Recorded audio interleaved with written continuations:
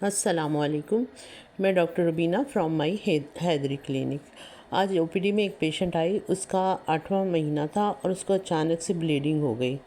तो उसका अल्ट्रासाउंड किया गया तो बच्चे की हरकत वगैरह बिल्कुल सही थी और उसमें ये देखा गया कि प्लासेंटा जो था वो इसका इम्प्लांट लोअर सेगमेंट में हुआ हुआ था। अब इसको क्या कहते हैं? इसको कहते हैं एंटीपार्टम हेमरेज। एंटीपार्टम हेमरेज ये कि बच्चे की डिलीवरी से पहले 28 वीक्स के बाद किसी वक्त भी 36 के दौरान कोई भी यानी 28 वीक्स यानी 7वें महीने से 9वें महीने के बीच में किसी वक्त भी खून का छूट जाना, जबकि बच्चा पेट में है और बच्चा बिल्कुल सही होता है। इस कंडीशन को कहते हैं प्लासेंटा प्रीविया। अच्छा, एपीएच के दो बड़े वो होते हैं, 2 या 3 रीज़न होते हैं, जैसे कि एब्रप्शो प्लासेंटा, प्लासेंटा प्रेविया और वासा प्लासेंटा। तो आज हम जो करेंगे डिस्कस वो करेंगे प्लासेंटा प्रीविया को। अब प्लासेंटा प्रीविया क्या होता है? प्लासेंटा इम्प्लांट होता है लोअर सेगमेंट में। इस कंडीशन को हम प्लासेंटा प्रीविया कहते हैं। नॉर्मली क्या होता है कि नॉर्मली जो अमल नाल या प्लासेंटा होता है वो अपर सेगमेंट में इम्प्लांट होता है, जैसे एंटीरियर फंडल।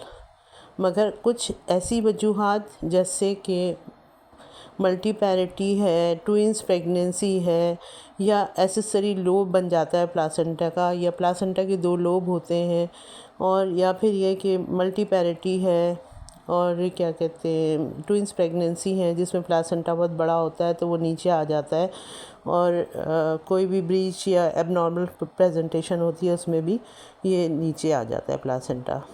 तो प्लासेंटा जब ये नीचे आ जाता है तो या तो ये बच्चादानी के मुंह के ऊपर आ जाता है जिसे कहते हैं कंप्लीट प्लासेंटा प्रीविया, या उसके मार्जिन पे होता है, जो सर्वाइकल लॉस होता है जहाँ से बच्चा पैदा होता है, इंटरनल लॉस उसके मुंह पे होता है। तो जो है वो पार्शियल होता है, अगर पूरा कवर्ड हो जाए तो वो कंप्लीट होता है, एक मार्जिनल होता है जो उसके इंटरनल लॉस के बिल्कुल मार्जिन तक होता है, और या फिर 2 सेंटीमीटर ऊपर होता है इससे। तो ये 4 टाइप के होते हैं। एक अवे फ्रॉम द ऑस होता है, एक मार्जिनल होता है, एक विद इन कंप्लीट उसको कवर कर लेता है, तो वो जो होता है कंप्लीट होता है। पार्शियल, मार्जिनल और इनकम्प्लीट। तो अब इसमें ये है कि कंडीशन के ऊपर होता है। अगर मार्जिनल है तो इसमें ब्लीडिंग के चांस कम होते हैं, पार्शियल है तो इसमें भी हो सकती है ब्लीडिंग, और जो कंप्लीट है उसमें होती है ब्लीडिंग। तो अब ये पेन में जा रही है, लेबर में जा रही है, या कोई ऐसी। अच्छा, इसमें ये होता है जब डायलिटेशन होती है सर्विक्स की तो ब्लीडिंग छूटती है, वरना ऑस क्लोज होता है।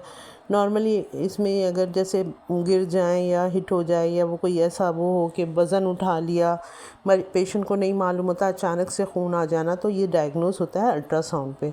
अल्ट्रासाउंड में अगर प्लासेंटा होता है तो फिर हम जो उस सूरत में इनको जो है बेड रेस्ट बताते हैं, हॉस्पिटलाइज करते हैं, depend on the severity of the condition and amount of loss, blood loss कितना हुआ है, कितनी ब्लीडिंग हो रही है, बार बार हो रही है या क्या है। तो उस हिसाब से अगर ज़्यादा ब्लीडिंग होती है तो फिर हम सीबीसी करवाते हैं, हीमोग्लोबिन चेक करते हैं कितना हो गया है।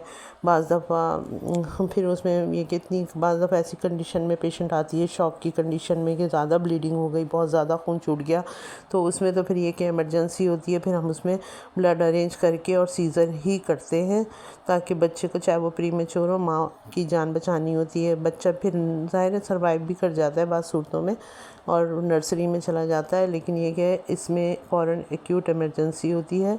और अगर कम कंडीशन कम आता है खून तो फिर ये कि हम टर्म तक लेके जाते हैं, तो उसमें बेड रेस्ट होता है, कॉर्टिकोस्टेरॉइड वगैरह देते हैं, और बस ये सारी चीज़ें हैं। तो ये कि जब आपका जैसे अल्ट्रासाउंड करते रहें तो उसमें ये कि अब पता चल जाए कि भाई प्लासेंटा लो लाइंग है या जो है वो प्रीविया है या इस तरह है, तो फिर उसमें थोड़ा हम लोगों को, पेशेंट को भी एक्सप्लेन करते हैं कि भाई वज़न नहीं उठाएं, उकड़ू नहीं बैठें, कोई और ऐसा काम ना करें। हस्बैंड से भी कॉन्ट्रासेप्शन बताते हैं कि भाई नहीं मिलना है, और ये सारी चीज़ें हैं। तो अगर आप रेगुलर अपने चेकअप करवाएं तो फिर ये जो है इस इमरजेंसी को आराम से डील कर लिया जाता है। और जो पेशेंट रेगुलर चेकअप नहीं कराते तो वो फिर एक हादसाती तौर पे उनके साथ ये हो जाता है, जिससे कि ज़ाहिर है बच्चे को नुकसान होता है और माँ को भी बाज़ दफ़ा सीरियस हो जाती हैं माएँ। तो बेहतर है कि आप अपने रेगुलर चेकअप कराएं और गायनेकोलॉजिस्ट को विज़िट करें। शुक्रिया।